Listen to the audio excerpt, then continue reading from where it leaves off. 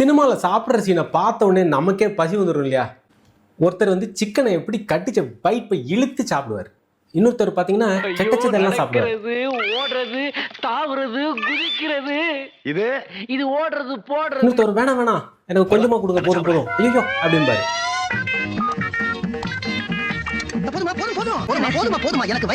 இன்னொருத்தர் என்னப்பா இப்படி சாப்பிட்ற, நான் எப்படி சாப்பிட்றேன்னு சொல்லி தரேன் பாத்தியா அப்படின்பாங்க. எப்படி சாப்பிடுறதுன்னு இப்ப நான் சொல்லி தரேன் பாரு. ரசத்தை வைக்கிறதுக்கு பதிலா வெசத்தை வச்சிருக்கணும். தவறி போய் ரசத்தங்க வச்சிட்டான். இன்னொருத்தர் எந்த ஊர்ல எந்த ஃபுட் கிடைக்கணும் டேட்டா பேஸே கையில வச்சிருக்காங்க. வீட்ல என்னைக்கு பிரியாணி போடுறாங்க, விஜயகாந்த் ஆபீஸ்ல எப்ப கரிசோறு போடுறாங்க, இல்ல என்ன கிழமை என்ன பிரசாதம் கிடைக்கும்னு ஒரு கம்ப்ளீட் டேட்டா பேஸே போட்டு வச்சிருக்கேன். சாப்பாடு சாப்பாடு சாப்பாடு.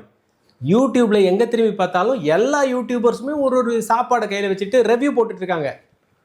ஃபுட்டை பற்றி நம்ம எல்லாருமே விரும்பி சாப்பிட்றோம். ஆனால் அந்த ஃபுட்டு உடம்புக்குள்ளே போனதுக்கப்புறம் என்ன ஆகுது?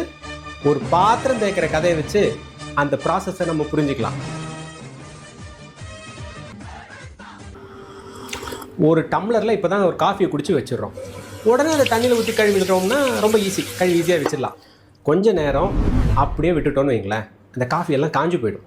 இப்போ அது உடனடியாக கழுவுறதுன்றது கொஞ்சம் கஷ்டம். தண்ணியில் கொஞ்சம் ஊற வச்சுட்டு அதுக்கப்புறமா ஸ்க்ரப் பண்ணணும். தண்ணி மட்டுமே பத்தாது.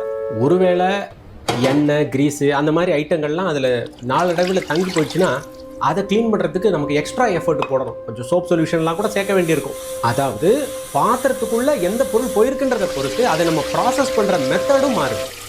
அதே மாதிரி தான் நம்ம வயிற்றுக்குள்ளே என்ன ஃபுட்டு உள்ளே போகுதுன்றதை பொறுத்து உடம்புக்குள்ளேயும் ஒரு பெரிய ப்ராசஸ் நடக்குது. அதுக்கு ஒரு சிஸ்டம் இருக்குது. நாம் ஒரு ஃபுட்டை எடுத்து வாயில் போடுறோம். வாயில் போட்ட உடனே அந்த ஃபுட்டு பால் மாதிரி அது உடனே குடிச்சது மாதிரி இருந்துச்சுன்னா அப்படியே உள்ளே போயிடும் ஈஸியாக, பிரச்சனை கிடையாது. பல்லுக்கு எந்த வேலையும் இல்லை. ஆனால் கொஞ்சம் ட்ரை ஃபுட்டாக இருக்குன்னு எங்களாம் சோறு சாப்பிட்றோம், சிக்கன் சாப்பிட்றோம், கடிச்சு சாப்பிட்ணும். அப்போ பல்லு கிரைண்ட் பண்ணுது, சலைவாவும் செக்ரீட் ஆகுது. இந்த சலைவா தண்ணி கிடையாதுங்க, அதில் கொஞ்சம் கெமிக்கல்ஸ்லாம் இருக்குது. சரி, அதை விட அந்த விஷயத்துக்குள்ளே நம்ம ரொம்ப டீப்பாக போவோம். அது என்ன பண்ணிடுதுன்னா ஃபுட்டை கொஞ்சம் ஈரமாக்கி அப்படியே உழுங்கிறதுக்கு ஹெல்ப் பண்ணுது. நல்லா கிரைண்ட் பண்ணி அதை மாவானதுக்கு அப்புறம் தான் நம்ம உள்ளே தள்ளணும் அப்படின்னு தான் எல்லா டாக்டர்ஸும் சொல்கிறாங்க. அந்த ப்ராசஸ் உள்ளே போக ஆரம்பிச்சதுக்கு அப்புறம் ஈசோஃபேகஸ் வழியாக ஸ்டொமக்குக்கு போகுது. ஸ்டொமக்கில் ஆசிட்ஸும் பர்டிகுலராக HCl ஹைட்ரோக்ளோரிக் ஆசிட்டும் சில என்சைம்ஸும் சேர்ந்து அந்த ஃபுட்டை இன்னும் கொஞ்சம் நிறைய ப்ராசஸ் பண்ணுது. அந்த ஃபுட்டு கொஞ்சம் அப்படி ட்ராவல் ஆகி ஃபுட்டு கொஞ்சம் ட்ராவல் ஆகி ஸ்மால் இன்டெஸ்டைன், அங்கே தான் ஒரு முக்கியமான வேலையை ஆரம்பிக்குது. நம்ம சாப்பிட்ட ஃபுட்லேருந்து தேவையான நியூட்ரியன்ஸை அப்சர்வ் பண்ணிக்குது. அந்த நியூட்ரியன்ஸ் உடம்போட பல பகுதிகளுக்கும் எடுத்துட்டு போறது யாரு?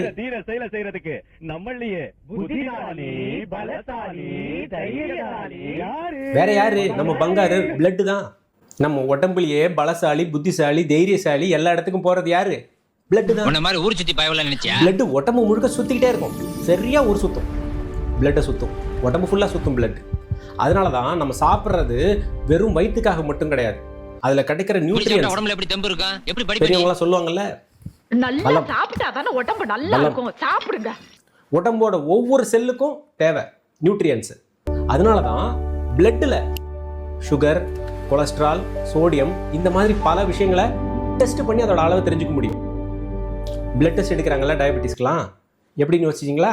இந்த ஐட்டங்கள்லாம் தான் உள்ள இருக்கு. அதை தான் அவங்க வந்து டெஸ்ட் லேப்ல வச்சு டெஸ்ட் பண்ணி நமக்கு ரிசல்ட் கொடுக்குறாங்க. சில பேர் நினைச்சிட்டு இருக்காங்க இந்த பிளட்டில் வந்து ப்ரெஷரையும் எடுத்துருவாங்க, பிளட்லேருந்து ப்ரெஷர் கண்டுபிடிச்ச முடியுமான்னு.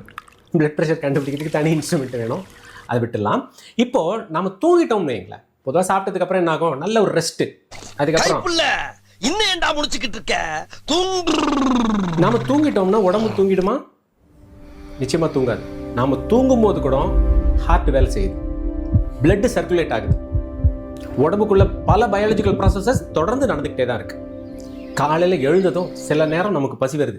சில பேருக்கு தூக்கத்திலே பசி வரும். சில பேருக்கு பசி இருக்கும்போது தூக்கமே வராது. மாவில்லாத கிரேட் மாதிரி வவுத்துக்குள்ள கடமட கடமட கடமடன்னு ஒரே கல்லுக்கத்தமா கேக்குதுடா. பசி கொலையாக்குது.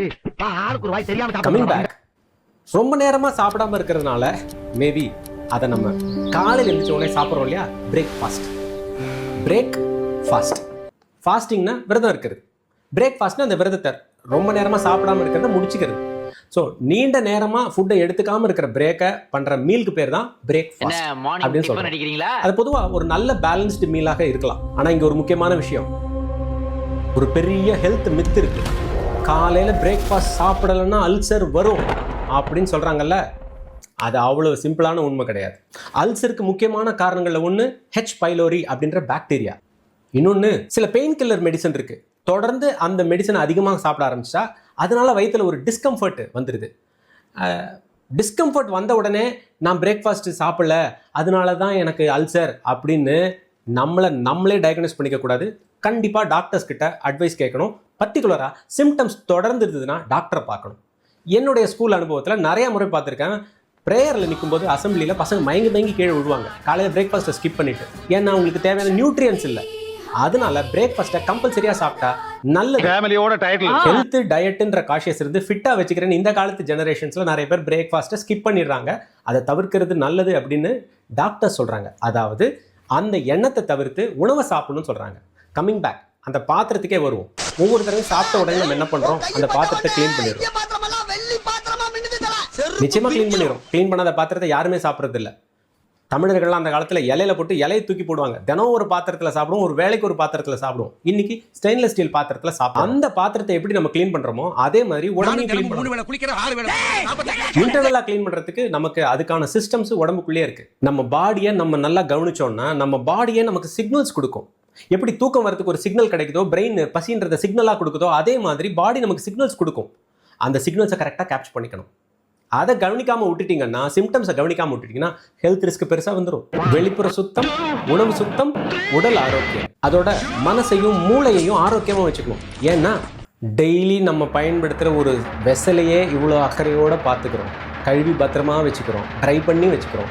நம்ம வாழ வைக்கிற இந்த உடம்பை அதை விட அதிகமாக அக்கறையோடு பார்த்துக்க வேணாமா?